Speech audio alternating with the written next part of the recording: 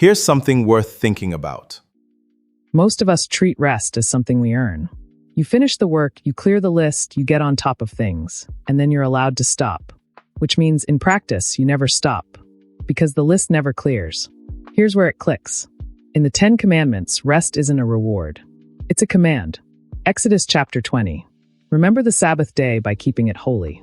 6 days you shall labor and do all your work. But the 7th day is a Sabbath to the Lord your God. On it you shall not do any work. Sit with where that sits. It's in the same list as do not murder. The same list as do not steal. Nobody treats those as optional extras for people who have spare capacity.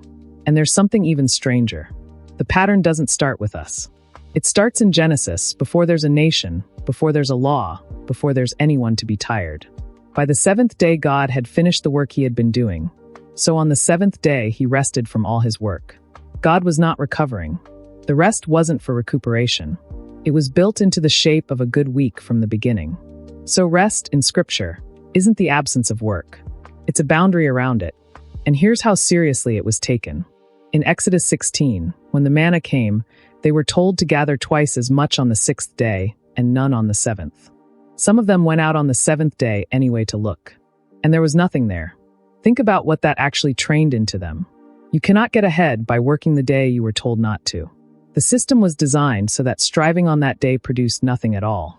There's another line, easy to miss, in Exodus 34. 6 days you shall labor, but on the 7th day you shall rest. Even during the ploughing season and harvest you must rest. Even at harvest, the busiest, most financially critical weeks of the entire year. That's the point where every one of us would have made an exception. And the text closes it off before we can.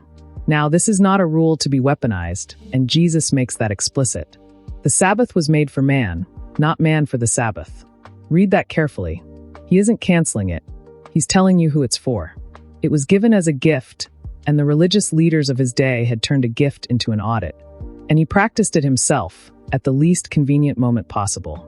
In Mark chapter 6, the disciples come back exhausted. The crowds are so thick they cannot even eat.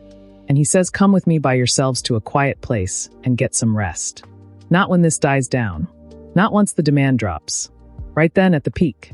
There's one more line worth hearing, and it's blunt. Psalm 127. It is in vain that you rise up early and go late to rest, eating the bread of anxious toil, for he gives to his beloved sleep. The bread of anxious toil. That's a phrase for a particular kind of work. Not honest labor, but the frantic kind, the kind driven by the fear that if you stop it all falls apart. And Scripture calls that in vain. Not admirable. Not sacrificial. Just wasted. So here's the pattern underneath all of it. We've made rest the reward for finishing, and God made it the rhythm for continuing. Which means every time you refuse to stop, you're not being more faithful. You're quietly saying the thing holds together because you're holding it. And the 7th day exists to prove that it doesn't. If this made you look at your week differently, subscribe. New reflections every week. You don't rest because the work is finished. You rest because you're not the one holding it up. Think about it.